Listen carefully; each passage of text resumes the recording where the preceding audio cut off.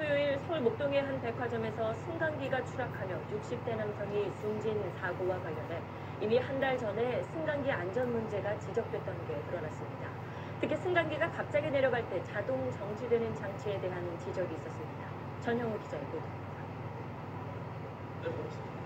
66살 조모 씨가 사고를 당한 현장에서 경찰의 합동 감식이 진행됐습니다. 감식은 승강기의 오작동 원인에 집중됐습니다. 이곳에서 사망사고가 일어나면서 해당 엘리베이터는 현재 폐쇄된 상태입니다. 사고 당일 행복한 백화점 측은 승강기 안전점검에 문제가 없었다고 밝혔습니다. 저희가 12월 달에 몰라고 연장실 가까이 있는 사고인 거죠. 하지만 사고 승강기는 지난달 20일 안전점검에서 승강기 본체와 벽면 간격이 기준치인 10mm보다 더 멀고 비정상적으로 느린 문제점을 지적받은 것으로 드러났습니다. 무엇보다 승강기가 갑자기 빠르게 이동하며 자동 정지되는 장치가 고장나 있었습니다. 경찰은 이런 문제가 사고와 연관이 있는지 조사 중입니다. 당시 점검업체는 2달 안에 다 고치는 조건으로 검사를 통과시켰습니다. 숨진 조 씨는 주말을 맞아 아내와 함께 영화를 보러 영화관에 가던 길이었습니다. 사람들이 정말 많이 이용하는 곳이잖아요. 그런 데에서 그런 일이 벌어진다는 게 좀 이해가 안 가죠. 조 씨는 사고 직후 가까운 번역응급센터로 옮겨졌지만 수술을 받지 못한 채 다른 병원으로 옮기는 과정에서 숨졌습니다. 당직인 흉부외과 의료진이 한 팀뿐인데 수술 중이었다고 병원 측은 밝혔습니다. SBS 전용우입니다.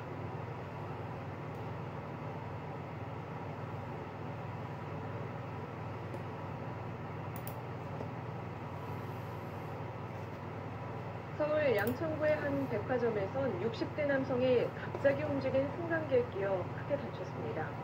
내리려는 순간 승강기가 2m 아래로 떨어지면서 사고가 났습니다. 정경윤 기자가 보도합니다. 한 남성이 상반신만 드러낸 채 승강기 천장과 입구에 끼어 있습니다. 구조대원이 승강기 천장과 입구에 틈을 벌려 끼인 남성을 구조합니다. 오후 2시 무렵 서울 양천구의 한 백화점 6층에서 벌어진 사고입니다. 60대 남성이 승강기에서 내리려는 순간 승강기가 갑자기 2m 아래로 떨어지면서 몸이 끼인 겁니다.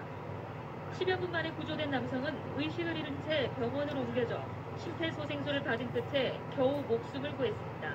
문이 열려서 내리려고 하는데 엘리베이터가 움직여서 제일 앞에 있는 사람이 그 틈 사이를 꼈다고요. 승강기에 함께 탔던 19명은 사다리를 이용해 구조됐습니다.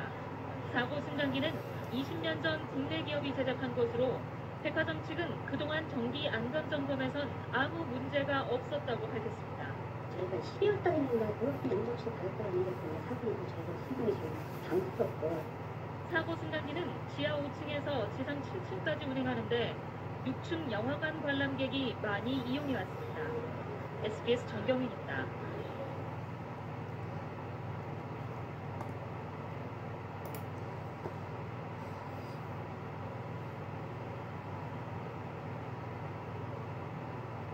요즘 아파트 엘리베이터에 손 소독제를 붙여놓은 곳이 많은데요. 용기를 직접 누르던 5살 아이에게 소독액이 튀면서 눈에 화상을 입은 사고가 났습니다. 구정원 기자의 보도입니다. 지난주 1일 대구의 한 아파트의 엘리베이터 승강기 버튼 앞에 위치된 손 소독제 앞으로 5살 A양이 걸어갑니다. 까치발을 하고 소독제 뚜껑을 누르는가 싶다 갑자기 눈을 부여잡고 통증을 호소합니다. 용기에서 뿜어져 나온 소독제가 그만 눈에 튄 겁니다. 처음에는 그렇게 위험하다고 그렇게 급하다고 생각을 안 했는데 이제 내려가서 얘기가 너무 따가워하고. 아빠는 황급히 아이의 눈을 물로 씻기고 응급실로 데려갔지만 소독제 속 독한 알코올 성분 때문에 이미 각막에 화상을 입은 뒤였습니다.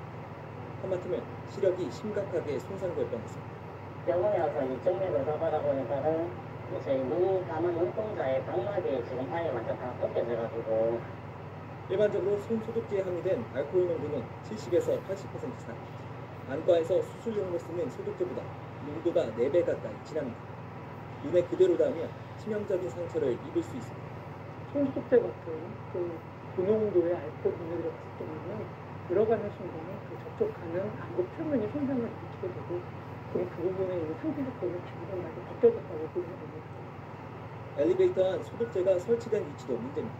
주로 손잡이에 올려두는데 성인에게는 허리 정도 높이지만 아이들의 경우 얼굴에 직접 닿는 위치입니다.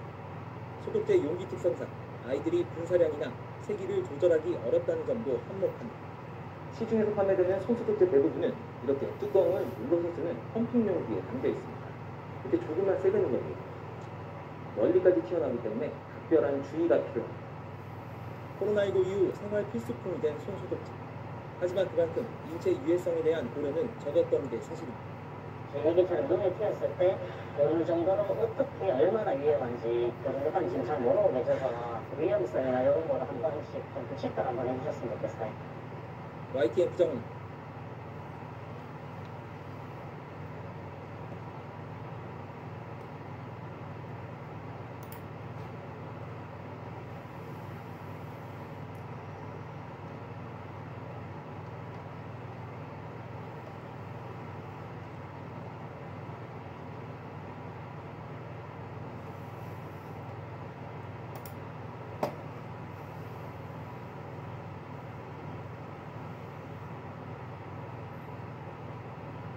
광주의 한 아파트에서 40대 여성이 승강기를 탔다 추락해 숨졌습니다. 승강기가 문이 열린 상태에서 오작동을 한 겁니다. 김민정 기자입니다. 어젯밤 8시 30분쯤 광주 북구의 한 아파트 승강기 통로 바닥에서 주민 48살 정모 씨가 숨진 채 발견됐습니다. 같은 아파트 주민이 승강기가 고장났다고 신고해 승강기 업체 직원이 기기를 점검하던 중 통로 바닥에서 숨져 있는 정 씨를 발견했습니다. 승강기에 탔던 정 씨가 자신이 사는 12층에서 내리려고 했지만 승강기가 문이 열린 채 멈추지 않고 계속 올라가면서 중심을 잃고 허공으로 추락한 것으로 추정됩니다. 오작동한 승강기는 15층에서야 멈췄습니다. 고장 났다길래 경비씨 아저씨한테 말한 다음에 같이 올라가는 도중에 저는 그냥 문 열려있는 것만 보고 15층에 멈춰있는 거 확인하고. 사고를 일으킨 승강기는 11년 된 제품으로 지난 3월 정기 검사에서는 합격 판정을 받은 것으로 알려졌습니다. 주민들은 이 엘리베이터가 평소에도 고장이 잦았고 사고가 나기 하루 전날에도 고장을 일으켰다고 말합니다. 그냥 점검하고 자주 고장났어요. 경찰은 승강기 업체와 관리사무소 등을 상대로 관리 소홀 여부 등 정확한 경위를 조사하고 있습니다. MBC 뉴스 김민정입니다.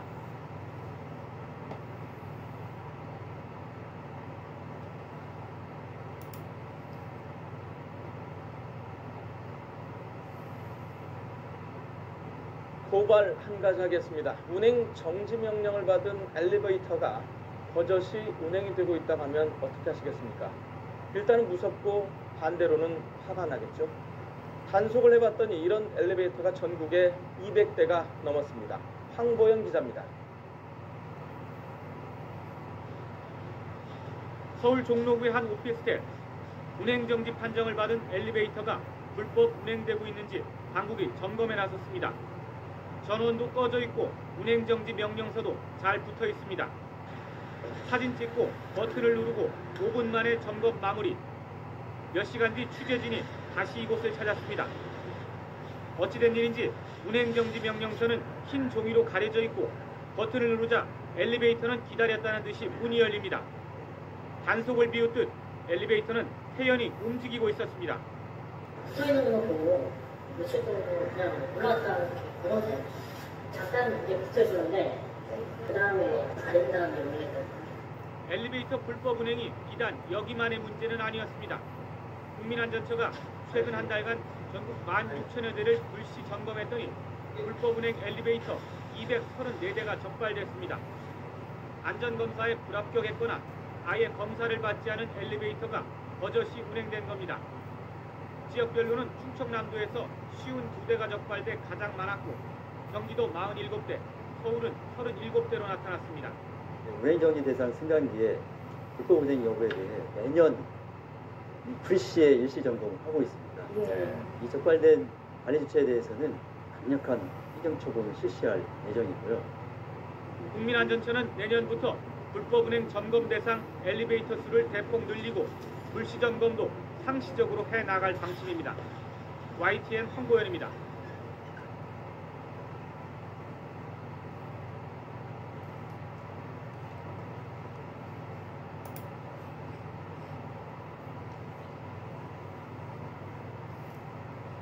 한밤중 부산 강서구의 한 교차로 우회전을 하던 검은색 승용차가 옆 차선에 멈춰선 다른 차량을 들이받더니 멈추지 않고 그대로 달아납니다.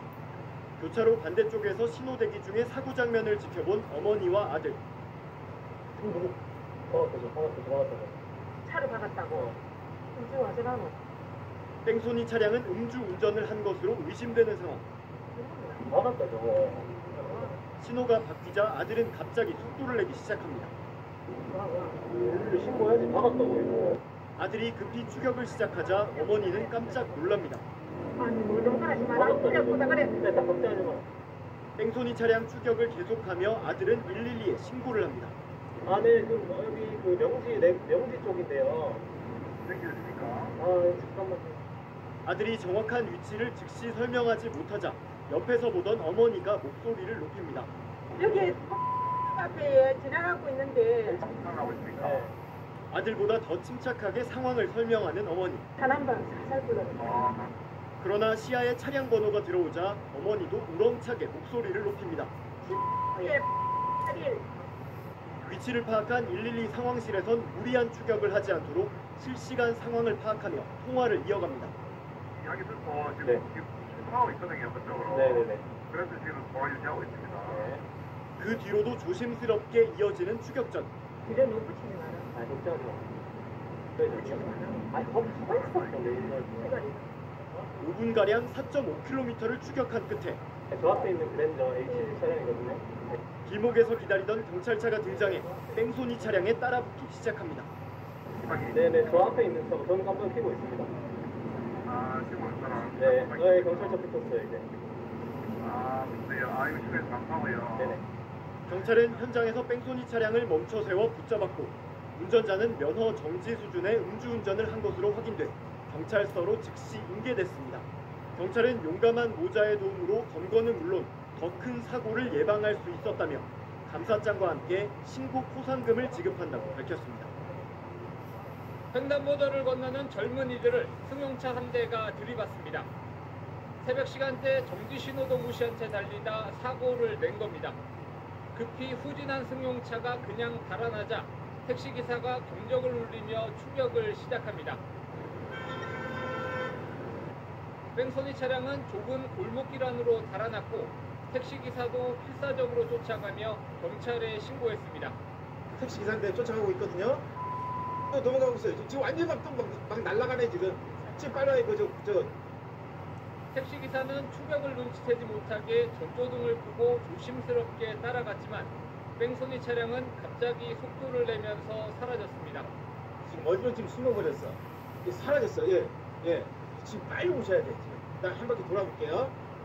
잠시 뒤에는 신고를 받고 출동한 경찰차와 뺑소니 차량의 두 번째 추격전이 시작됐습니다. 순찰차 6대가 출동해 추격전을 벌였고 사고 지점에서 4km 떨어진 곳에서 도주를 포기한 운전자가 손을 들고 차에서 내리면서 40분간의 무법 활극은 끝났습니다. 주변 다른 수차차들에게 위치를 알릴 수 있어서 포위망을 형성해가지고 대상 차량을 좁은 골목에 고립시킬 수 있어서 안전하게 검거했던 것 같습니다. 뺑소니 운전자는 혈중 알코올 농도가 면허 취소 수치의 2배가 넘는 만취 상태였습니다.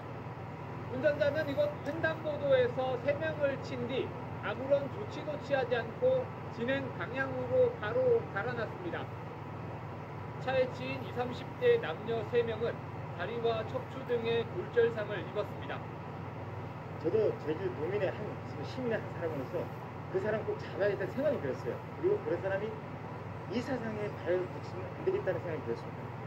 경찰은 음주 뺑소니 사고를 낸 40대 운전자를 도주치상과 위험 운전치상 혐의로 긴급 체포해 조사하고 있습니다. MBC 뉴스 김찬현입니다. 승합차 한 대가 급히 차로를 바꾸며 질주합니다. 아찔한 주행을 하다가 보행자를 치기 직전 겨우 멈춥니다. 보행자! 다시 내달리기 시작하더니 불법 유턴에 역주행, 신호 위반을 거듭하며 도로 위를 휘젓고 다닙니다. 바로 뒤에서 택시기사가 경찰과 통화를 하며 추격합니다. 진구청 나한테 경찰차 수사했어 비상경찰 수사했어 여기 결국 달아나던 승합차가 멈춰섰고 차에서 내려 달아나던 운전자는 경찰에 붙잡혔습니다. 40대 A씨는 부산 가야역 인근에서 택시를 들이받고 도주를 시작했고 추격하던 다른 택시를 또 들이받았습니다. 저 차가 좀 이상하다 생각해서 저는 다른 차로 가서 정체선에 섰거든요. 이제 제 옆에 다른 차로에 있던 택시를 추격하는 걸 봤어요. 차량과 시민들이 북적이는 부산 서면 일대에서 무려 10km나 도주국을 벌였고 택시와 경찰차, 오토바이까지 차량 10여 대가 추격전을 벌였습니다. 이 일대에서 30여 분간 이어진 추격전은 시민들의 도움으로 이곳에서 결국 마무리됐습니다.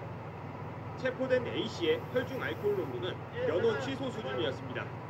마스크를 쓰고 있는 불구하고 블랙패가 엄청 많이 났고요. 몸이 힘이 없이 들썩들거리면서 경찰은 만취 음주운전에 사람까지 다치게 한 혐의로 A씨에게 이른바 윤창호법을 적용해 수사하고 있습니다. MBC 뉴스 현지호입니다.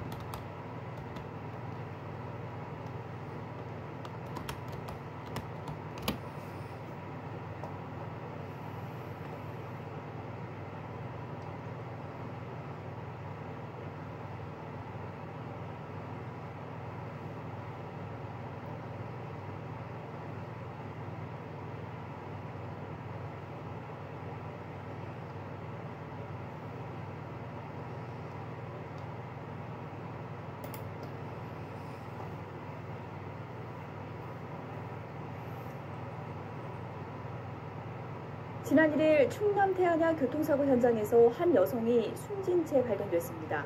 알고 보니까 사고로 숨진 게 아니라 이미 20일 전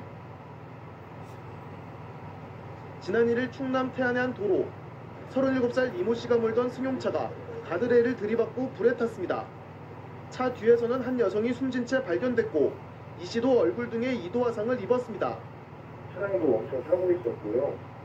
운전자분은 앉아 계셨고 화재진하고 하면서 보니까 바퀴 뒷편에 지금 사망하신 분이 이렇게 옆으로 누워 계셨고 이곳이 사고가 일어났던 곳입니다. 당시에는 단순한 교통사고로 여겨졌지만 경찰 조사에서 충격적인 사실이 밝혀졌습니다.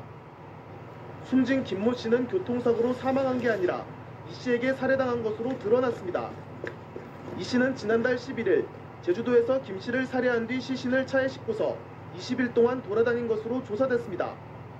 경찰은 이 씨가 사고사로 위장하기 위해 차에 휘발유를 뿌리고 일부러 교통사고를 낸 것으로 보고 있습니다.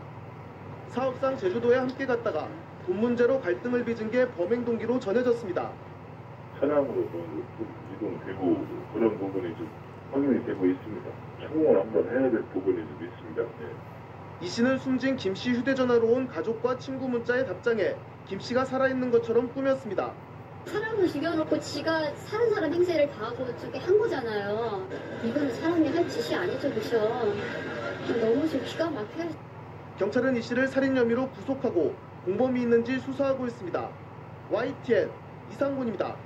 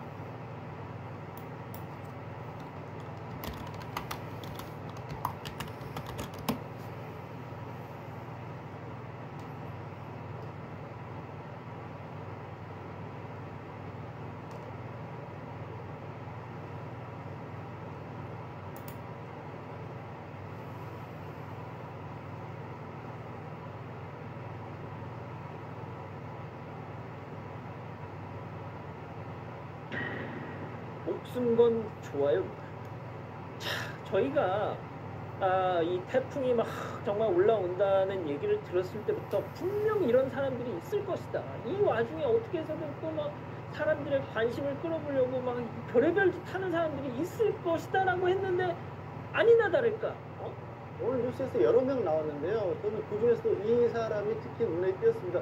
어젯밤 자전거권 씨가 부산으로 어제 횡단호가 뭐 승류 간다고 해서 가장 경계했던 지역이지 않습니까? 그게 해운대구 마린시티라고 해서 매번 이런 일이 있을 때마다 이 뉴스에 나오는 곳인데 지금 보면 어떤 거냐면 유튜버가 방파제 옆에 가서 직접 이 태풍을 생중계하고 있다고 하다가요.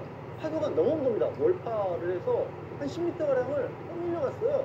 떠밀려가는데 저는 그 정도 상황에서 무서웠을 것 같거든요. 자기 몸이 10m를 떠밀려갔어요. 근데 일어나서 바로 팔목 까졌어요. 파도 보셨죠? 이러고 있었다라는 거예요. 결국 경찰 신고 들어가가지고 경찰이 저 사람 안전조치를 했는데 같은 장소에서 또 다른 남성 한 명도 비슷한 행동을 하고 있다가 이런 것이 당했답니다. 교수님, 진짜 어떻게 하면 좋겠습니까, 진짜?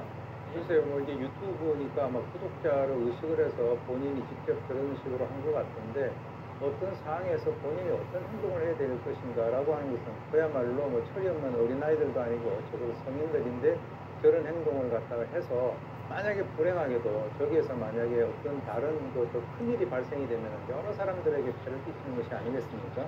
물론 이제 뭐 자기는 절대 뭐 그럴 문제는 없을 거다라고 이렇게 확신을 하고 그렇게 했었을 가능성이 있지만 저런 사고가 발생되는 것은 그냥 순간이거든요. 그래서 정말 그 본인이 저런 식으로 촬영해서 남들에게 보여준다 아마 그런 생각을 가지고 한 것 같은데 정말 있어서는 안 되는 일로 생각이 듭니다. 자, 백 변호사님, 또 다른 사람도 있었다면서요? 한두 명이 아니에요. 뭐 지금 얘기한 것처럼 카메라 들고 나갔다가 저렇게 파도에 맞고 들이 10m 날아간 사람도 있고 바람 때문에 안경을 잃어버린 사람들도 있고 저는 이 느낌이 들더라고요. 어제 저 영상을 혹시 기억하시고 모르겠는데 조두순 출소한 날 기억나세요? 예. 그러니까 유튜버사에 소위 막 장 섰다고 그곳에 가서 영상만 찍으면 조회수가 대박 난다. 결국 그것 때문에 저런 것 아니겠습니까? 본인들 목숨을 걸고 정말 뭐 제가 뭐라고 할 말 없습니다. 정말 눈살이 너무 많이 찌푸려지는. 네. 자, 그런데 이 태풍을 중계했던 여러 유튜버 중에서 한 유튜버가 직접 한 얘기가 있습니다. 정말 일단 들어보시죠. 자, 듣고 가시죠. 하지 말라는데 유튜버들 지금 밖에서 쳐다보고 있대? 아니 그러면 뉴스 기자들은 왜 나가는 건데? 뉴스 기자들은 나가도 되고 유튜버들은 나가면 안 되는 거야? 그런 게 어딨어? 아니 그런 게 어딨냐고. 똑같은 사람인데 그걸 왜 안 되는데? 북한이야? 북한이야! 어디 가는지 말 안 할 거야. 부산인이란 게 어디 가는지 말 안 할 거야. 왠지 알아? 어디로 가는지 얘기하면 또 신고할 거거든. 너 신고할 거잖아. 신고 좀 하지 마. 왜 자꾸 신고 좀 해. 진짜 제가 이 얘기 듣고 진짜 뭐 시체말로 뚜껑이 좀 열린데 말이죠. 어디 기자를 왜 하필 기자를 야 기자는 나가도 되고 왜 나는 안 돼? 이게 뭔 얘기예요 지금 교수님 이게? 기자하고 자기를 가지고 동떨어치 하는데 동일치 아니 기자들은 말이죠 교수님 제가 네. 조금만 참고를 말씀드리면 여러 명이 나가는 겁니다. 그리고 안전수칙 나름대로 잘 지키고요. 기자들 그렇죠. 보시면 아시겠지만 헬멧까지 쓰면서 중계를 하지 않습니까? 다 안전조치하고 하는데 제가 볼 때는 뭐 경찰 입장에서는 사실은 국민의 생명 뭐 이런 거 안전을 책임을 져야 되는 그런 입장인데 그렇게 하면 정말 보호하기도 싫다라고 하는 생각이 들 정도가 되지 않겠나라고 하는 생각이 드는데 자기는 마음대로 하겠다는 거예요. 마음대로 하고 거기에서 뭐 조회수도 올리고 그렇게 하고 난 뒤에 나중에 마치 그 어떤 자기가 용적인 그런 행동을 한 것 같이 뭔가를 기록으로 남기려고 하는 것 같은데 앞으로 이런 자연재해가 있을 때 저런 상황이 자주 발생할 것 같네요. 예. 뭔가 좀 이렇게 조치를 해야 될 것 같습니다. 김 기자, 더욱 황당한 영상도 있더라고요. 네, 오늘 오전 부산 해운대 바다에 뛰어든 외국인의 한 영상이 공개되는데요. 이 태풍으로 거센 파도가 몰아치는 바다로 뛰어든 한 외국인이 두 팔을 벌리고 파도에 맞서고 있는 모습이 찍혔습니다. 이를 지켜보던 시민들이 나오라고 소리를 쳐서 마지못해 빠져나왔다고 하는데요. 다행히 뭐 다친 데는 없었다고 하지만 경찰이 왜 들어갔냐고 물어보니까 그냥 수영하고 싶어서 그랬다고 진술했다고 합니다. 또 여수에서는요, 기상특보가 내려진 해상에서 1시간 동안 패들보트를 타던 시민 2명이 결국 경찰에 적발되는데, 이게 수상레저 안전법에 따르면 태풍이나 호우 이런 주의보가 발령된 구역에서는 수상 레저기구를 탈 수 없습니다. 그런데 당시 여수를 포함한 남해 서부 앞바다에는 풍랑주의보가 발효된 상황이었기 때문에 이렇게 적발이 된 건데요. 이들은 파도나 바람이 그렇게 심한 줄 모르고 바다 출입이 금지된 줄 몰랐다고 해명했다고 합니다. 자, 백 변호사님, 저는 이제 가장 안타까운 것이, 그러니까 뭐 태풍이 오는데 뭐 수영하고, 저는 그냥 자기 책임이라고 저는 기본적으로 생각합니다. 자, 그런데 문제는 누군가가 저 사람들을 또 구하러 들어가야 된단 말이죠. 전 그분들이 걱정이에요. 아까 저 수영한 외국인 때문에 시민들 걱정에 소리 지르고 112, 119에 신고하고, 그럼 또 그분들이 와서 저 사람이 혹여나 문제가 될까 구조를 하고 안전을 책임져야 되고, 왜 그 공권력이 저런 사람한테 쓰여야 되는지 좀 그게 화가 나고요. 그리고 아까 뭐였죠? 무슨 패들보드? 그거는 그냥 일단 그건 수상 레저 안전법 위반입니다. 그거는 일단은 지금 기상특보가 발효된 구역에서는 뭐 해경이나 아니면 시장 등의 허가를 받아야 되는데 저분들 전혀 허가받지 않았죠. 뭐 저분들도 뭐 그 당시에는 파도가 별로 안 셌는데요라고 하지만 문제가 있으면 어떡할 뻔했습니까? 그러니까 정말 이런 문제가 이제 정말 이 자연의 태풍이나 이런 큰 자연 재해가 닥칠 그런 상황이 되면 시민의식이라는 걸 좀 제대로 보여줬습니다. 자, 양 변호사님, 지금 뭐 자막에도 방금 나갔는데 과태료, 고작 과태료입니까? 그러니까 일단 적의 상태에서 다른 사람에게 피해가 당장 가진 않았고 본인이 다치거나 아니면 경찰이나 이런 공권력이 동원된 건 아니잖아요. 그래서 과태료 100만 원인데 과태료 치고 100만 원이면 굉장히 높은 편이긴 합니다. 근데 진짜 아까 백변에서 잘 얘기했다시피 좀 100만 원씩 문제가 아니라 그것 때문에 접근이 벌어지면 본인은 물론이고 주변 사람이 얼마나 밀대입니까? 그러니까. 아유, 알겠습니다.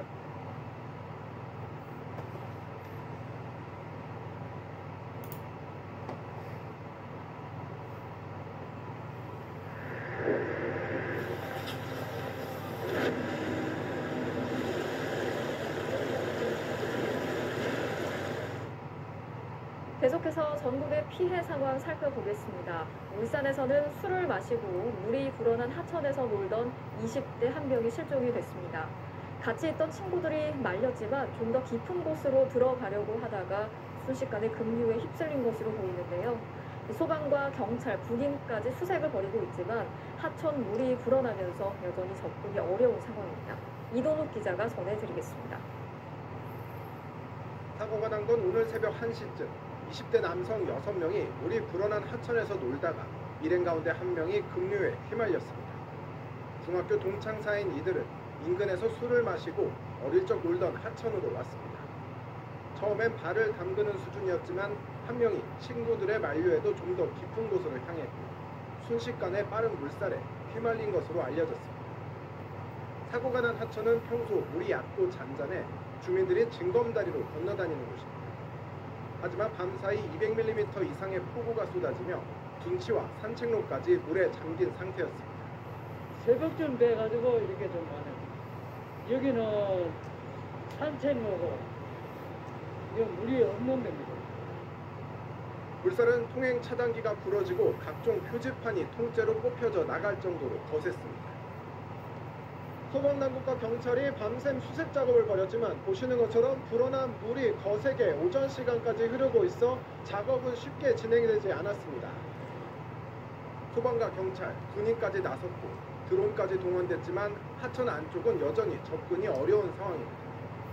물살이 너무 세기 때문에 일단 접근하는 자체가 보트를 타면은 그 전복 오히려 구조를 하는 가는 사람이 요구조자가 될 수 있기 때문에 소방당국은 하천에 물이 빠져 안전이 확보되면 직접 하천 수색도 실시할 예정입니다. MBC 뉴스 이동욱입니다.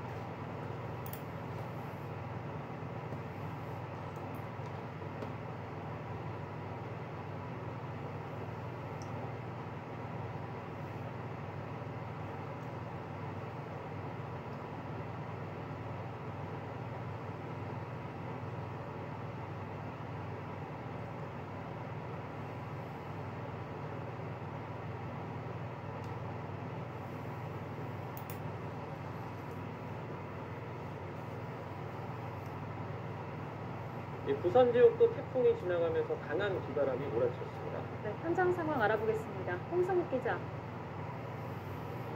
네, 부산 광안리 해수욕장 앞에 나와 있습니다. 네, 부산은 그래도 비바람이 비교적 잦아들어 보이는데요. 그곳 상황은 어떻습니까? 네, 태풍 경보가 내려진 이곳 부산 비바람이 많이 잦아들었습니다. 2시간 전만 해도 정말 몸을 가누지 못할 정도로 강한 비바람이 몰아쳤는데 거짓말처럼 이 비바람이 많이 잦아들었습니다. 하지만 안심할 수만은 없습니다. 여전히 파도가 높게 치고 있는데 잠시 저 해변 쪽 모습을 보여드리면 집채만한 파도가 쉴 새 없이 몰아치고 있습니다. 이따금씩 도로를 넘어오기도 하는데요. 태풍이 부산 지역을 완전히 빠져 지나갔지만 안심할 수 없는 상황입니다. 이 크고 작은 피해도 속출했는데 잠시 이곳 상황을 좀 보여드리면 이 해변에 설치되어 있던 철제 조형물인데 이 강한 비바람에 완전히 쓰러져 이렇게 도로까지 흘러나와 있습니다. 다른 곳을 좀 보여드리면 왕복 4차선 도로인데 지금 온 종류의 쓰레기가 가득합니다. 이곳이 도로인지 쓰레기장인지 분간할 수 없을 정도로 쓰레기가 많이 나와 있는 모습인데 지금 이제 지역 공무원들이 나와서 현장을 수습하고 있는 모습도 볼 수 있습니다. 크고 작은 피해가 속출했다고 말씀을 드렸는데 간판이 떨어지고 전선이 끊어지는 등 모두 60건이 넘는 피해 신고가 접수됐는데 시간이 지나면 이 신고 피해 건수는 더 늘어날 것으로 보입니다. 저지대 침수 피해도 걱정입니다. 부산 지역 해수면의 수위가 가장 높아지는 만조 시간은 오전 4시 반이었습니다. 해안가 저지대에 거주하시는 분들은 각별한 주의가 필요합니다. 현재 강변 생태공원과 마리시티 해안도로 등 53곳의 교통이 통제됐고 거가대교와 부산항대교, 남항대교, 광안대교, 천막터널 등도 전면 통제됐습니다. 비바람으로 사고 우려가 큰 만큼 오늘은 첫 차부터 운행하지 않습니다. 이 비바람은 앞서 말씀드린 대로 많이 잦아들었지만 바로 출근길에 오르기보다는 태풍이 완전히 지나가고 안전이 확인된 뒤에 밖으로 나오시는 게 좋겠습니다. 또 다른 비 피해, 태풍 피해 없도록 각별한 주의가 필요합니다. 지금까지 부산 광안리 해변 앞에서 YTN 홍성욱입니다.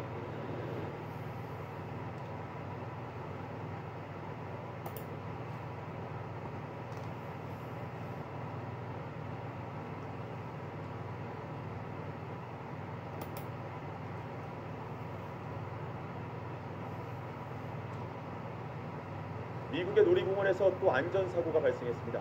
기구가 멈춰서자 직원이 탑승자를 보호하기 위해 올라갔다가 추락한 건데요. 불과 2달 전 8명의 사상자를 냈던 또 다른 놀이기구에서는 사고 직전 심각한 균열이 있었다는 사실이 발견돼 관리에 허점을 드러냈습니다. LA 김기봉 특파원이 보도합니다. 돌다 갑자기 멈춰선 놀이기구 페리스 휠. 안전장치도 없이 위태롭게 작업을 하던 직원이 갑자기 아래로 떨어집니다.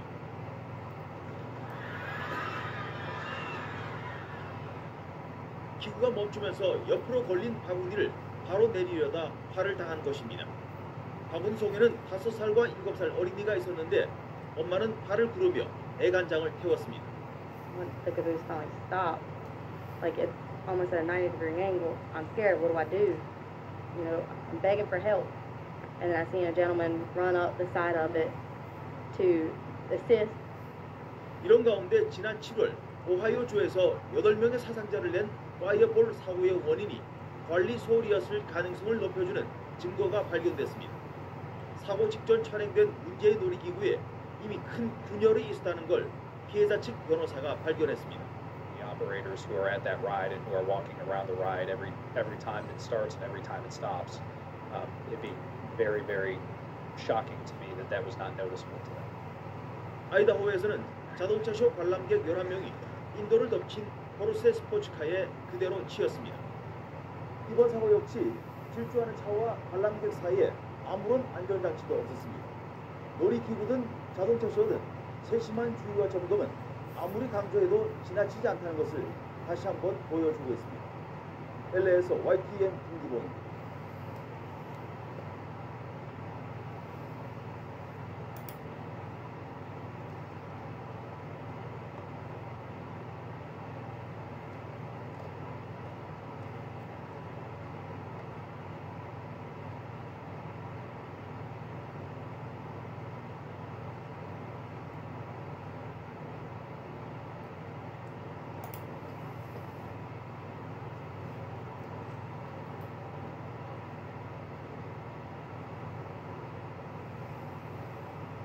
이번에는 취재 기자와 함께 태풍 피해를 줄이기 위해서 노력했던 일반 시민들의 생생한 현장 영상과 사진들을 살펴보겠습니다.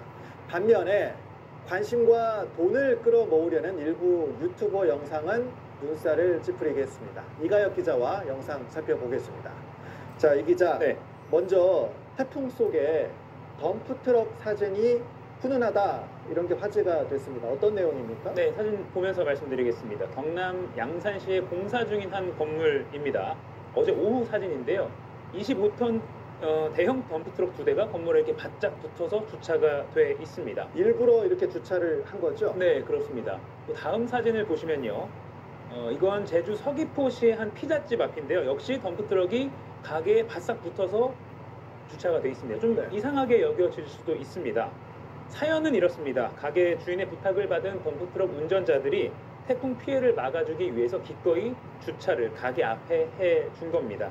피자 가게 주인 말 들어보시죠. 도움을 줘가지고 덤프트럭 하나씩 잠시 대놓으면 든든하지요. 잊어버리고 자지요. 네, 이 피자 가게 주인은 한 10여 년 전에 태풍 피해를 크게 입은 다음에 계속해서 불안감에 어떻게 이걸 막아야 될까라고 생각을 하다가 동료의 건너 지인을 통해서 이렇게 부탁을 하게 되었고 이게 효과가 있다는 걸 알게 됐다고 합니다. 부탁을 받고 기꺼이 태풍 보호막이 된 건데 덤프트럭 기사들에게 전화를 해보니까 사실은 전용 차고지에 대는 것이 차만 보면 그게 더 안전하다라고 말을 했습니다. 그러니까 차량이 망가질 수 있는 환경에 차를 대야 될 수도 있기 때문인데요. 그래도 이렇게 도움을 주기에 달려와 준 겁니다.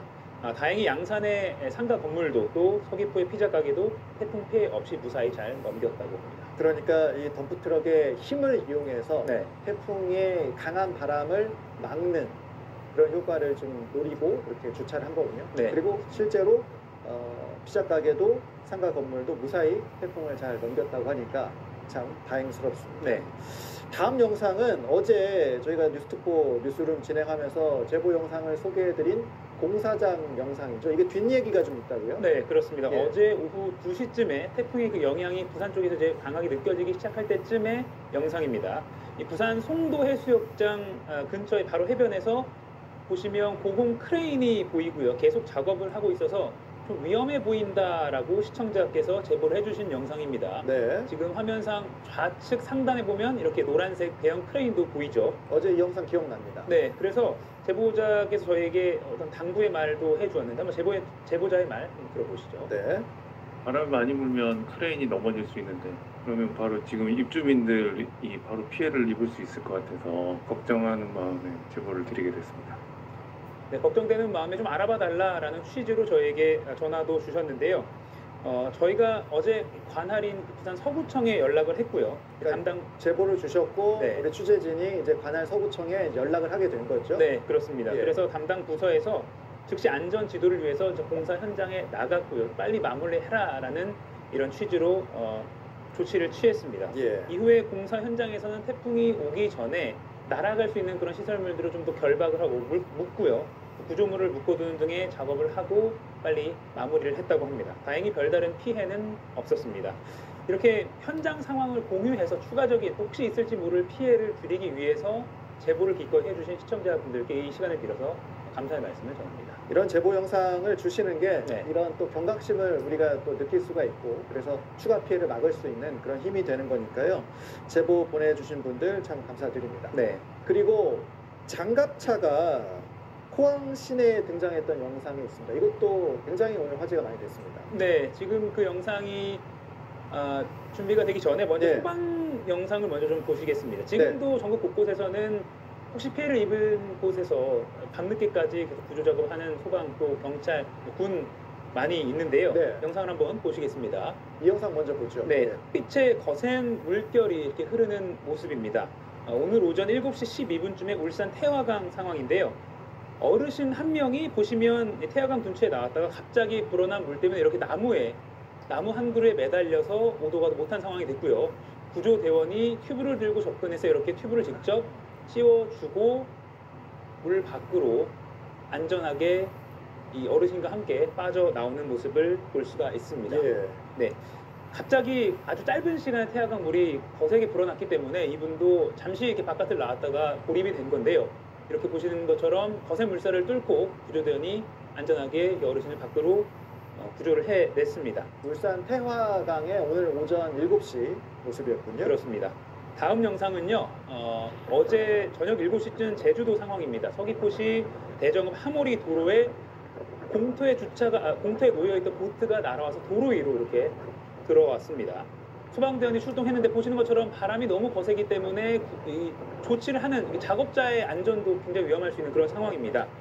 이 보트를 직접 들어서 옮기는 것조차도 매우 위험한 상황이었기 때문에 보트를 도로가로 밀고 밧줄로 구조물에 꽁꽁 묶어서 더 이상 보트가 움직이지 않도록 조치를 하고 또 주변에 이렇게 테이프를 둘러서 다른 사람이 접근하지 못하게, 그러니까 임시적인 안전 조치를 즉각적으로 한 그런 장면을 볼 수가 있습니다. 네, 장갑차 영상이 지금 준비가 됐다고 하니까 다시 볼까요? 네.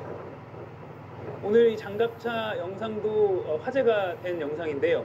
오늘 오전에 장갑차 영상 지금 나오고 있습니다. 경북 포항시에 오늘 새벽 한 6시 30분부터 갑자기 불어난 물에 주민들이 당황을 하고 있으니까 해병대에서, 포항이도 해병대 부대가 있지 않습니까? 장갑차 2대 그리고 또 공업보트 3대를 동원해서 주민들이 이렇게 직접 태워서 구조를 하는 모습입니다. 지금 보시면 소방대원도 장갑차 위에 탄 모습을 볼 수가 있고요. 이렇게 장갑차 앞뒤로 2대가 나란히 도로를 달리면서 혹시 고립된 시민이 없는지 확인하면서 태워서 무사히 인명피해가 최소화할 수 있도록 해병대가 나서서 도운 그런 모습을 볼 수가 있습니다. 저게 이제 해병대 장갑차니까 이제 물 위에서도 기동을 할 수 있는 그런 장갑차니까 시민들 구출하는 데 큰 힘이 됐을 것 같습니다. 자, 이렇게 일반 시민들도 그렇고 또 뭐 군부대 그리고 또 소방 당국 열심히 이 피해를 줄이기 위해서 노력을 많이 했는데 앞서 시작하기 전에 말씀드린 것처럼 굉장히 눈살을 찌푸리게 하는 유튜버 영상들이 굉장히 많이 나왔습니다.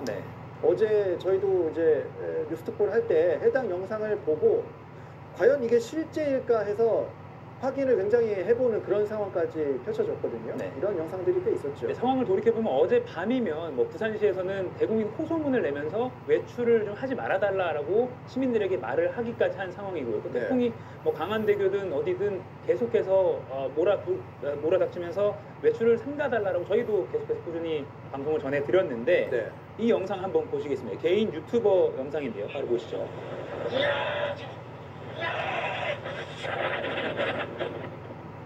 네, 이렇게 직접 파도에 맞은 모습까지도 나오는데요.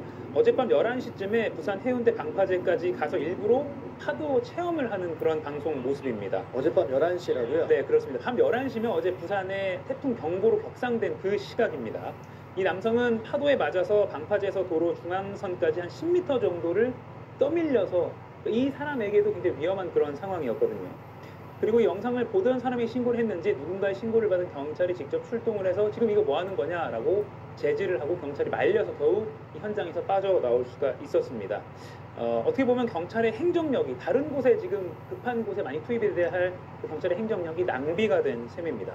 그 시간에 경찰은 다른 데서 또 피해가 없도록 단속을 할 수 있었으니까요. 네, 앞서 최규진 기자 리포트도 보셨겠지만 119든 뭐 112든 굉장히 신고가 몰리는 상황이었기 때문에 어디든 신속하게 출발을 해야 하는데 이런 유튜버를 제재하는데 또 일부 경찰 경력이 사용됐기 때문에 낭비가 된 셈인데요.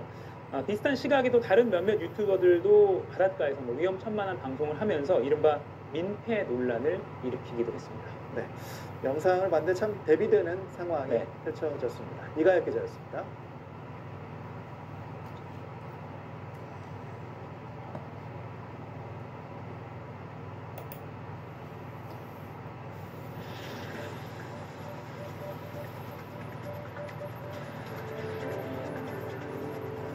여러분 안녕하십니까? 뉴스룸을 시작하겠습니다. 오늘도 매서운 한파로 전국이 꽁꽁 얼어붙었습니다. 서울 아침 최저 기온은 영하 12도까지 내려가고 눈이 쏟아진 일부 지역에선 항공편이 무더기로 결항됐습니다. 첫 소식 이가람 기자입니다. 한치 앞을 보기 어려울 정도로 눈발이 휘날립니다. 한파에 얼어붙은 눈으로 도로는 빙판으로 변했습니다. 차량들이 제속도를 내지 못합니다. 한간에는 강풍과 함께 눈보라가 몰아칩니다. 대설특보가 내려진 제주에선 오늘 아침까지 눈이 쏟아졌습니다. 어제 최대 50cm의 눈이 온 한라산에는 오늘 다시 30cm가 넘는 눈이 더 내렸습니다. 한라산을 넘나드는 일부 산간도로도 통제됐습니다. 오후부터 눈발이 약해져 소강 상태를 보였지만 육상에는 강풍주의보가, 해상에는 풍랑경보가 발효되면서 하늘과 바닷길이 모두 막혔습니다. 제주를 오가는 항공기 100편이 결항되면서 공항에는 다리 묶인 승객들로 북적거렸습니다. 지금 10시 35분 티켓을 예매를 했는데 지금 눈이랑 바람이 심해가지고 지금 결항이 돼버린 상태라 일단은 무기한 대기를 해야 될 것 같아요. 바람이 너무 많이 불더라고요. 바람도 많이 불고 눈이 계속 와가지고 이동이 불가해가지고 지금 일단 공항에서 대기하고 있습니다. 충남과 호남에도 이틀째 대설특보가 이어졌습니다. 전남 무안에 대설경보가 발효됐고 군산 섬 지역에는 30cm가 넘는 눈이 내렸습니다. 기상청은 내일 아침까지 제주도 산지에는 30cm 이상, 충남 서해안과 호남에는 3에서 10cm의 눈이 내릴 것으로 예보했습니다. 많은 눈이 내리면서 오늘 하루 전남 지역에서만 9건의 눈길 미끄러진 사고가 일어났습니다. JTBC 이가람입니다. 오늘은 올겨울 들어 가장 추운 날이었습니다. 강풍까지 불면서 체감온도가 뚝 떨어졌는데요. 그런데 내일은 더 추워질 전망입니다. 체감온도는 영하 20도 아래로 내려가겠습니다. 이혜선 기자입니다.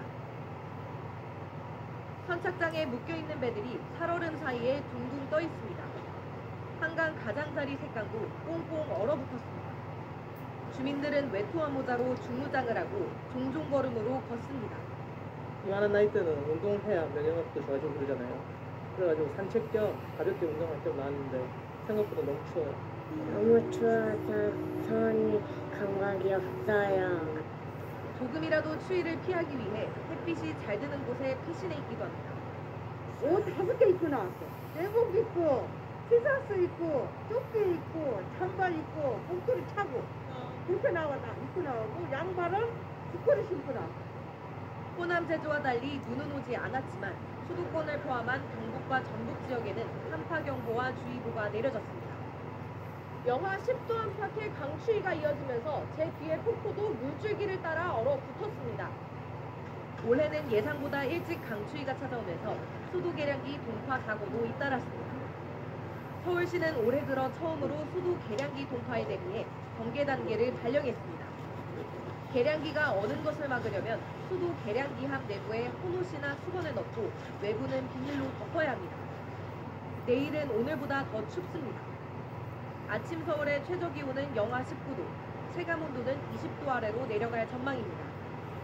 기상청은 야외 활동 시 보온에 각별히 신경을 써야 한다고 당부했습니다. JTBC 이혜선입니다.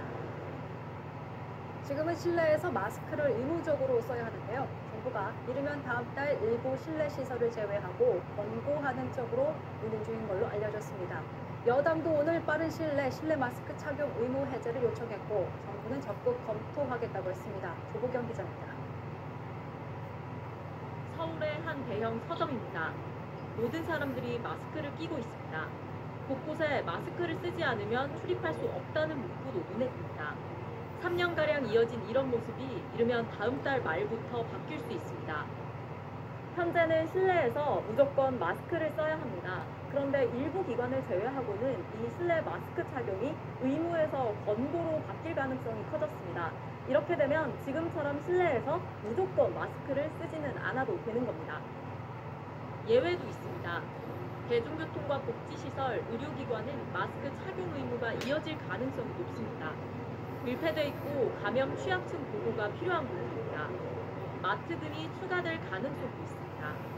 새 조치는 이르면 설 연휴가 시작되는 다음 달 21일 이전에 시행될 수도 있습니다. 하지만 최근 코로나 재유행 추세를 고려해 시행 시점이 미뤄질 수도 있습니다. 방역당국은 유행 예상치 예측 작업을 바탕으로 정확한 시행 시점 등을 오는 23일 발표합니다. 공개 토론회와 전문가 자문위원회 등을 거쳐 이번 달 23일에는 실내 마스크 착용에 대한 의무 조정 기준을 소상히 설명드릴 수 있도록 하겠습니다. 정부는 1단계로 이 같은 방안을 시행한 뒤 2단계로 모든 시설에서 마스크 착용 의무를 전면 해제하는 것도 검토 중입니다. 현재 현재 OECD 주요국 중 실내 마스크 의무 착용을 시행 중인 나라는 우리나라와 이집트뿐입니다. JTBC 조보경입니다. 어젯밤 서해안 고속도로에서 앞서가던 차를 들이받은 차량이 모두 불에 타는 사고가 있었습니다. 고성과 진천에서도 불이 나 건물이 다 탔습니다. 주말 사건 사고 소식 여도현 기자입니다. 도로 한가운데 불길을 향해 소방차가 급하게 달려갑니다. 소방대원들이 불길을 잡고 매캐한 연기가 쉴 새 없이 뿜어져 나옵니다. 불길이 잡힌 뒤 차는 모습을 드러냈지만 형체를 제대로 알아볼 수 없을 정도로 까맣게 모두 탔습니다. 어제 오후 7시 25분쯤 서해안 고속도로 성산 방향에서 SUV 차량이 앞서가던 차량과 추돌한 뒤 불이 났습니다. 이 사고로 다친 사람은 없었고 차량 한 대가 완전히 탔습니다. 불길에 휩싸인 목조 건물에 소방대원들이 연신 물을 뿌립니다. 불은 옆 건물을 지나 가까운 야산까지 퍼져갑니다. 어젯밤 9시 5분쯤 강원도 고성군의 한 종교시설 아궁이에서 시작된 불은 2시간 만에 진화됐습니다. 다행히 인명피해는 없었지만 주민 10명이 대피했고 축구장 절반이 넘는 크기의 산림이 훼손됐습니다. 소방당국은 정확한 화재 원인을 조사 중입니다. 까만 연기가 하늘을 뒤덮었습니다. 소방 헬기도 공중에서 물을 뿌립니다. 오늘 오전 10시 35분쯤 진천에 있는 공장에서 불이 나 공장 건물 한 개가 완전히 탔습니다. 폐 비닐을 가공하는 건물 내부에서 시작된 불은 약 3시간 30분 만에 큰 불이 잡혔습니다.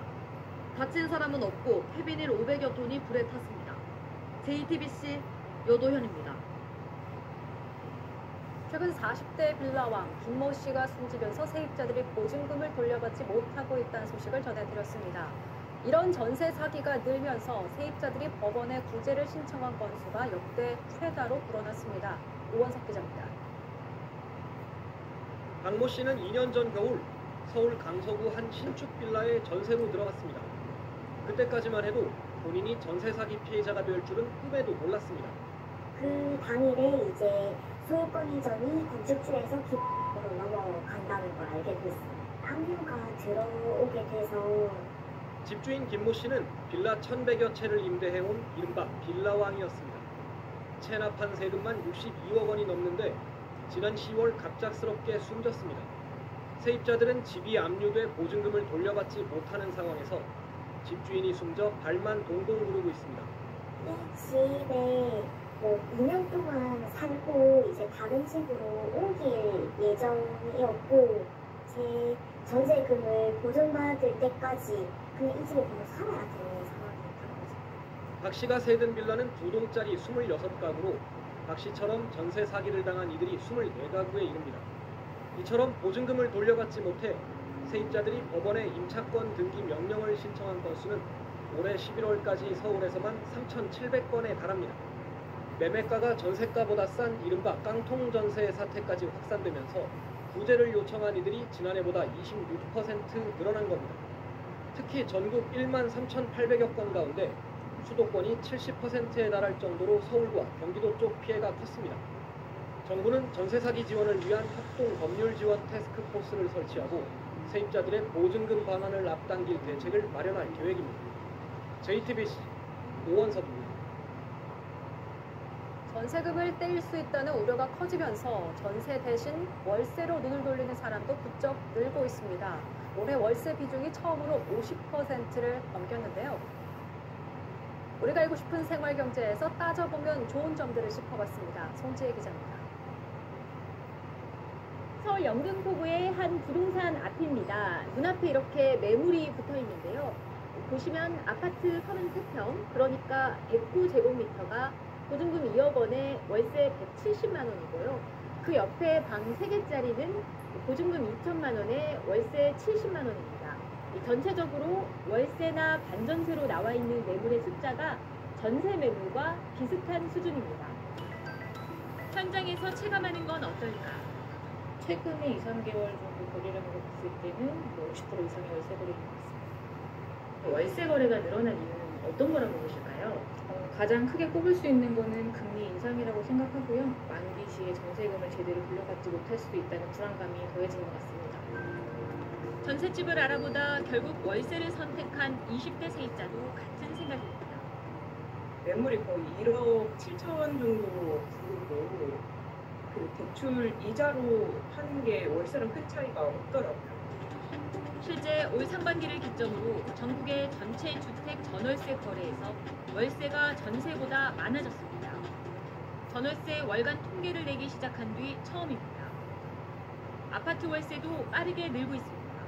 올 한 해 서울 아파트가 전세와 월세 중에 월세로 거래된 비중도 처음으로 평균 40%를 돌파해서 역대 최대를 기록했습니다. 본격적으로 열린 월세 시대, 세입자가 주의할 점은 무엇일까? 우선 보증금을 낀 월세의 경우 전세와 마찬가지로 전세보증금 반환보증에 가입하는 게 좋습니다. 집주인이 보증금을 돌려주지 않을 때 주택도시보증공사 등 보증기관이 세입자에게 먼저 돌려준 뒤 집주인으로부터 돌려받는 제도입니다. 지난달 공사가 이렇게 대신 갚아준 전세보증금만 1,300억 원으로 10월보다 20% 늘었습니다. 전세보증금 반환보증 가입을 염두에 두고 월세 계약을 체결하는 경우에는 등기부등본을 꼼꼼히 체크하셔서 주택 가격 대비 선수의 채권이 60%가 넘는지 확인하시는 겁니다. 이 비중이 60%가 넘으면 전세보증보험을 들 수 없는데 월세는 이런 경우가 적잖이 있습니다. 월세도 임대차 3법에 적용을 받는 점도 알아두면 권리를 챙길 수 있습니다. 1년 미만의 계약을 했더라도 2년을 보장받을 수 있고요. 그리고 5% 임대료 상한제 적용받습니다. 총급여 7천만 원 이하라면 연말정산 때 월세 세액공제 혜택도 받을 수 있습니다. 정부가 올해 낸 월세분부터 혜택을 늘리기로 했는데 세액공제율을 어느 수준까지 높일지 국회에서 막판 논의 중입니다. JTBC 송재입니다. 자, 이번엔 예산안을 두고 여야 간 힘겨루기가 계속되고 있는 국회로 가보겠습니다. 법인세 인하도 두고 여야 견해차가 커서 법정 기한을 넘긴 지금까지도 예산안 합의가 이루어지지 않고 있는데요. 소구영 기자, 김진표 국회의장이 호통까지 치면서 합의를 하라고 한 시점이 내일입니다. 그런데 오늘도 협상이 지지부진했다면서요? 네, 현재까지는 그런 상황입니다. 물론 여야가 오늘도 국회에서 대화를 시도하기는 했습니다. 여야 양당 원내대표들이 만나서 대화를 했고요. 또 일부 지점들에 대해서는 실제 합의까지 이루어졌다고 합니다. 하지만 핵심적인 쟁점, 법인세 인하 등에 대해서는 아직까지 서로 양보하지 않고 있는 그런 상황입니다. 자, 그렇다면 핵심적인 게 합의가 되지 않으면 내일도 처리가 어려운 거 아닙니까? 맞습니다. 아직까지 좀처럼 그 이견차가 좁혀지지 않고 있다고 합니다. 크게 보면 두 가지인데요. 그동안 계속 견해차를 보여왔던 법인세 인하 문제, 그리고 행정안전부의 경찰국 관련 예산, 크게 보면 이렇게 두 가지입니다. 이에 대해서 여야 원내대표들이 직접 오늘 설명한 게 있는데 직접 들어보겠습니다. 오늘도 지금 2시간 가량 만나서 남은 쟁점에 대한 논의를 했습니다만은 아직 좁혀지지 않았습니다. 저희들께서는 정부가 원래 요구했던 3%에 준하는 정도의 인하가 있어야 된다는 그런 입장을 계속 가지고 있고, 민주당은 예산안 처리가 안 되더라도 이태원 참사에 대한 국정조사만큼은 진행한다는 입장인 거죠? 맞습니다. 애초에 여야가 합의했던 이태원 참사 국정조사 특위는 예산안 합의가 끝나는 대로 본격적인 조사에 들어가기로 했습니다. 하지만 아까 말씀드린 대로 예산안 합의 자체가 잘 이루어지고 있지 않은 상황입니다. 이에 대해서 국정조사 특위 위원장을 맡고 있는 우상호 민주당 의원은 이렇게 얘기를 했습니다. 특위가 아무것도 하지 못하고 있는 사이에 책임 있는 이들은 참사의 기억을 망각한 듯 행동하고 무도한 망언을 내뱉기도 했다, 이렇게 말을 했습니다. 민주당은 내일 전체 회의를 열고 본조사 일정, 그리고 증인 채택 일정 등에 대해서 논의한다는 계획입니다. 쉽게 말하면 여당을 빼고도 국정조사를 밀어붙이겠다는 건데, 실제로 이렇게 된다면 여야 간의 대치 국면이 한층 더 격화될 전망입니다. 지금까지 국회에서 JTBC 송우영입니다. 문재인 정부 통계 조작 의혹의 핵심은 당시 청와대가 직접 개입했는지 여부입니다. 실제 감사원은 디지털 포렌식 등 전방위 조사를 통해 여러 증거들을 확보 중인 것으로 알려지고 있는데요. 강경 기자가 보도합니다. 감사원이 들여다보고 있는 기관은 집값 통계와 관련된 국토부와 한국부동산원, 그리고 소득과 고용 통계를 만든 통계청입니다. 감사원은 디지털 포렌식 등 여러 조사를 통해 조작 정황들을 포착하고 있습니다. 실제 통계청 실무진들과 강신욱 전 통계청장의 PC도 이미 포렌식한 걸로 알려집니다. 일부 실무진 PC에선 지난 2018년 청와대 관계자와의 회의 내용도 나왔는데 당시 청와대 관계자들이 통계와 관련 특정 내용을 지시한 정황이 담겨져 있는 걸로 전해졌습니다. 앞서 황수경 전 통계청장도 감사원 조사에서 당시 청와대에 압박이 있었다는 취지로 답한 걸로 알려졌습니다. 이런 내용들을 토대로 감사원은 소득주도 성장 정책을 설계한 홍장표 전 청와대 경제수석을 곧 소환 조사할 방침입니다. 감사원은 국토부 실무진들의 PC도 포렌식했습니다. 국토부 조사에선 당시 국토부가 한국부동산원에 통계 조작을 지시한 정황이 담긴 녹취와 메시지 등 증거를 확보한 상황입니다. 감사원은 곧 국토부 주택토지실 실국장급들에 대한 조사에 나설 계획입니다. 부동산정책 주무부처 수장인 원희룡 국토부 장관은 감사원 조사에 적극 협조하겠다는 뜻을 밝혔습니다. 원 장관은 문재인 정권은 현실과 동떨어진 통계를 내세워 실패를 성공이라고 국민을 속였다며 통계 조작은 국정농단이라고 지적했습니다. 여야는 공방을 이어갔습니다. 여당은 고위 당정협의회에서 통계 조작 의혹에 대한 정부의 강력한 대응을 주문했고 정부도 적극 검토 대응하겠다고 밝혔습니다. 반면 야당은 전 정부 찍어내기 감사라며 반발했습니다. JTBC 강연입니다. 북한이 오늘 오전 동해상으로 중중거리 탄도미사일 2발을 발사했습니다. 김정일 국방위원장의 11주기 다음 날이자 지난달 대륙간 탄도미사일 ICBM을 발사한 지 한 달 만입니다. 이번 발사는 유엔의 북한 인권 결의안 채택과 일본의 적기지 반격 능력 확보에 대한 반발로 해석되고 있습니다. 우리 군은 북한이 최근 성공했다고 밝힌 고체 엔진 시험을 실제 적용했을 가능성을 두고 세부 재원 등을 분석하고 있습니다.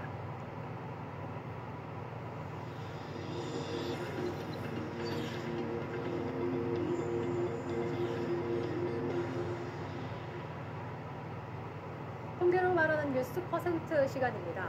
코로나19가 우리 사회에 남긴 것들을 지난주에 이어 점검해보고 있는데요. 조용한 사직, 그러니까 직장에서 최소한의 일만 하겠다는 젊은 세대들의 생각을 살펴봤습니다. MZ세대 이직률 45.5%, 그리고 조용한 사직이 담긴 이유, 안지연 기자가 전해드립니다.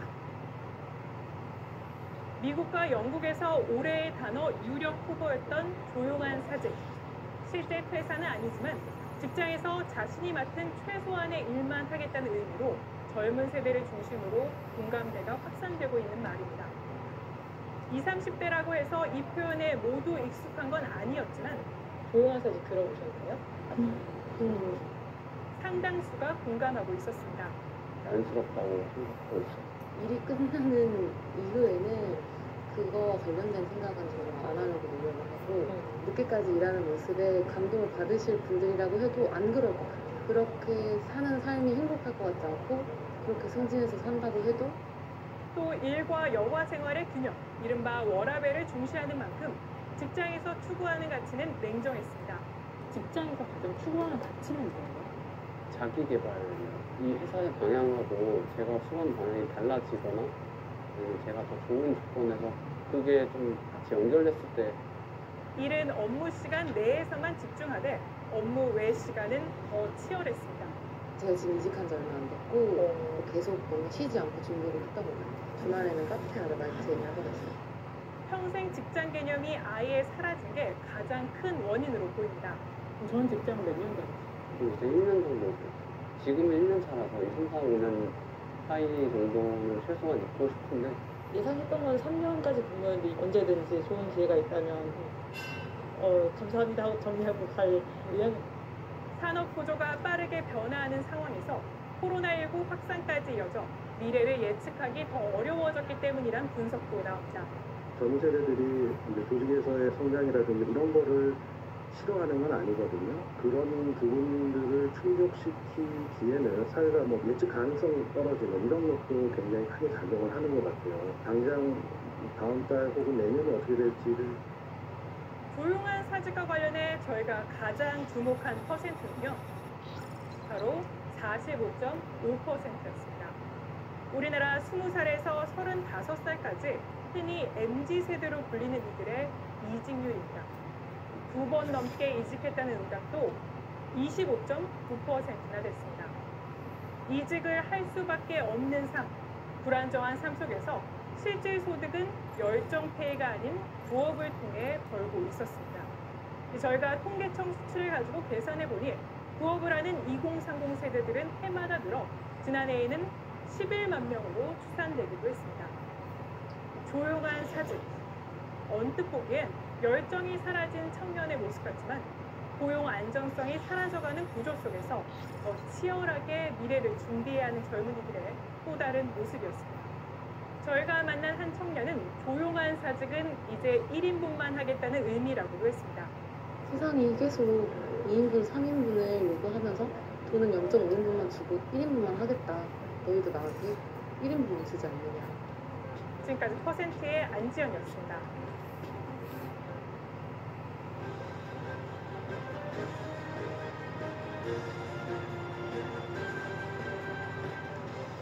백브리핑 시간입니다. 뉴스 스토리텔러 박진규 기자 나와 있습니다. 시작해볼까요? 네, 오늘은 노아의 방주를 키워드로 해서 뉴스를 좀 풀어보겠습니다. 노아의 방주요? 네. 무슨 일이죠? 푸틴 러시아 대통령에 대한 얘기입니다. 글쎄요, 노아의 방주는 성경에 나오는 얘기니까 워낙 유명하죠. 근데 딱 들으면 홍수, 안전, 동물 탈출 이렇게 키워드를 좀 갖고 오셨는데 푸틴과 어떤 연결점이 있는 거죠? 네, 긍정적인 의미의 안전보다는 이제 탈출 작전명 노아의 방주 이런 얘기가 되는데요. 영국의 더 타임스 기사 제목을 한번 보시죠. 푸틴 대통령은 어디에 있나? 노아의 방주 탈출을 계획하고 있을 수 있다. 그러니까 우크라이나 전쟁에서 대패를 하고 나면 푸틴이 남미 국가로 탈출하는 작전을 세워놨다. 계획 중이다. 이런 주장입니다. 뭐 탈출이라고 얘기는 했지만 한마디로 정리해보면 남미 도피설 이런 얘기인데 이건 어디서 나온 얘기입니까? 네, 아바스 갈리아모프라는 사람의 주장인데요. 푸틴의 연설 비서관 그리고 정치평론가 출신으로 정치평론가로 알려져 있는 그런 사람입니다. 이런 논리입니다. 푸틴의 핵심 측근 중에 러시아 국영 석유회사 대표 이고리 세친이 있는데 이 사람이 베네수엘라 대통령과 친분이 두터워서 탈출 계획을 꾸미고 있다. 이런 얘기인데요. 사실 여부는 확인이 불가능한, 거의 불가능한 그런 영역의 주장이죠. 네, 푸틴밖에 모르겠죠. 자, 그렇다면 서방 언론들의 푸틴 흔들기다. 이렇게 봐도 될까요? 그런데 푸틴이 또 위기에 빠져 있는 건 일정 부분 맞는 그런 상황이잖아요. 우크라이나 전쟁에서 고전을 하고 있고 또 최근에 공개 행사를 잇따라 취소를 하고 있으니까요.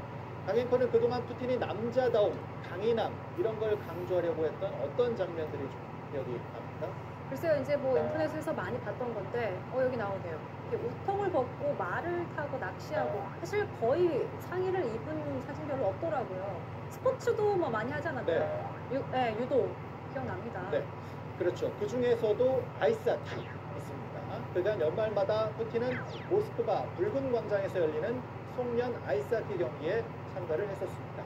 황제 아이스하키라고 해가지고 못 막는 건지 안 막는 건지 어쨌든 푸틴은 그간 경기 뛰기만 하면 몇 골씩 막 넣고 그랬는데요.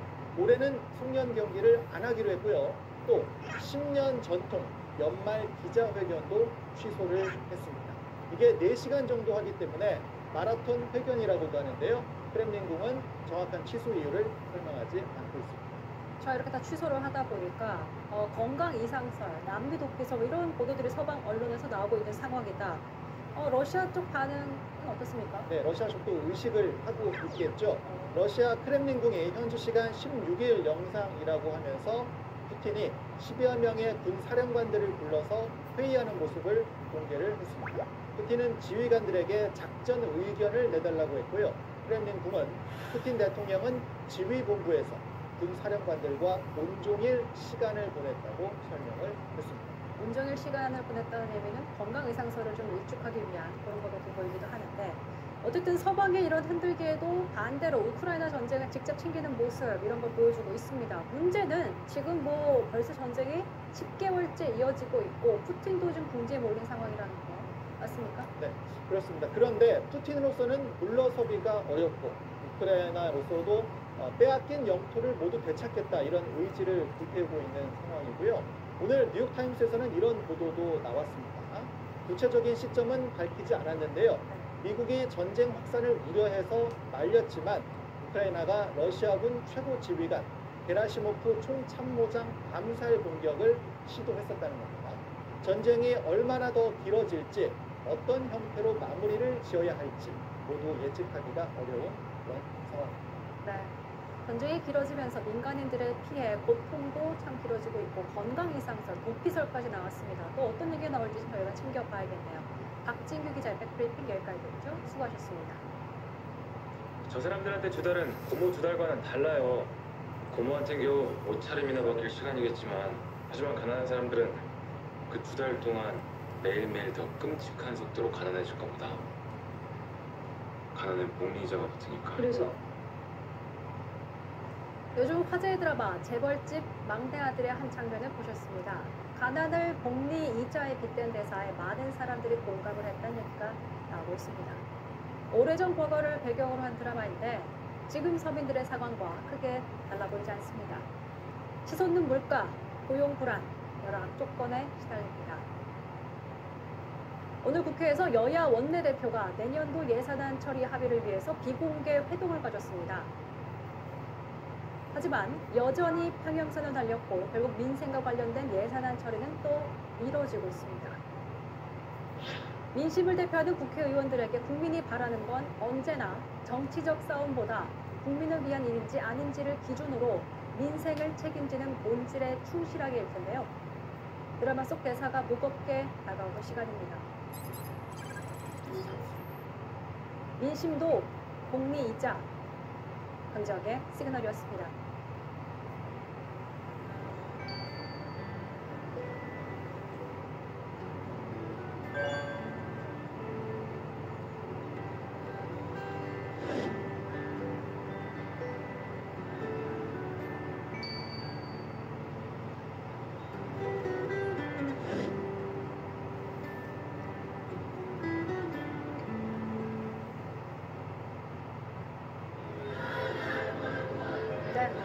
우리에게도 익숙한 머라이어 캐리의 크리스마스 노래. 미국 한 초등학교 공연에서 이 노래를 흥겹게 부르는 한 자폐 학생의 영상이 화제가 됐고 영상을 접한 머라이어 캐리가 직접 답을 했다고 하는데요. 뭐라고 했을까요? 워싱턴에서 김필규 특파원입니다. 미국 볼티모어 베드포드 초등학교에서 연말 공연이 열렸습니다. 4학년 학생들은 머라이어 캐리의 프로곡을 합창곡으로 골랐습니다.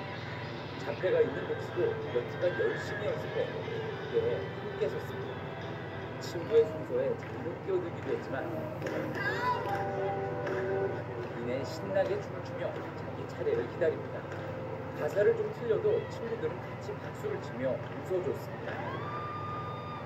공연이 끝나자마자 녹스는 엄마에게 달려가 안겼고 엄마는 눈물을 훔쳤다고 워싱턴 포스트는 전했습니다.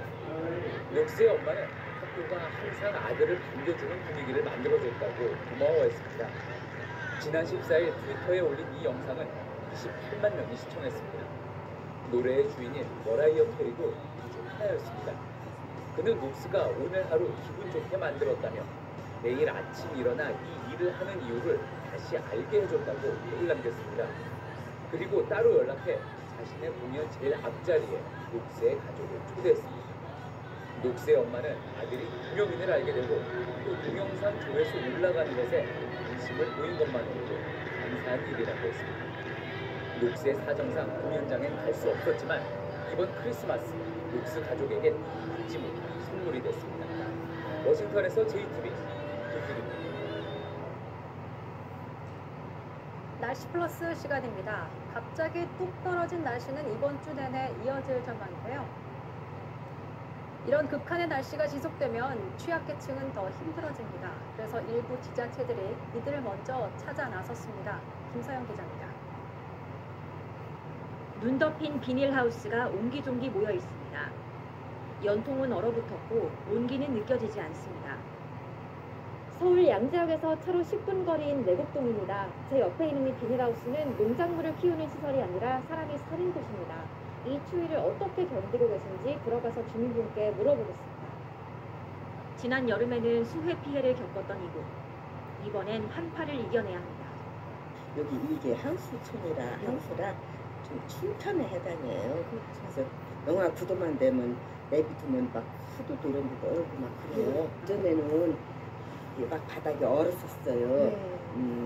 그래가지고 바닥을 디딜 수가 없어서 막 이것저것 막 깔고 그랬는데 그래도 올겨울은 다행입니다. 지자체 취약계층 구조사업으로 보일러가 설치됐습니다. 혹독한 동절기에 위기 가구를 선제적으로 집중 발굴하는데 유용하게 활용됩니다. 눈썰미 하나로 어려운 이웃을 살리기도 합니다. 수도, 전기 그런 게 차단된다고 경고장이 날라와 있더라고요. 그래서 제가 문을 두들겨 봤는데 소식이 없었고 혹시 구독자 하신 거 아닌가 이런 걱정이 돼서 도와드려야 되겠다. 이 신고로 구청은 은둔 생활 중이던 루게릭 환자 A씨를 병원으로 옮겼습니다. 고통스러운 추위는 계속 이어지고 있습니다. 월요일인 내일도 중부지방은 종일 영하권에 머물겠습니다. 한파는 수요일에 잠시 주춤하다가 주 후반에 다시 기승을 부리겠습니다. 충남 서해안과 호남 제주는 또 폭설이 예고됐습니다. JTBC 김서연입니다. 뉴스를 준비한 소식은 여기까지입니다. 계속해서 뉴스설이 이어집니다. 유튜브에서 함께 하실 수 있습니다. 시청해주신 여러분 고맙습니다.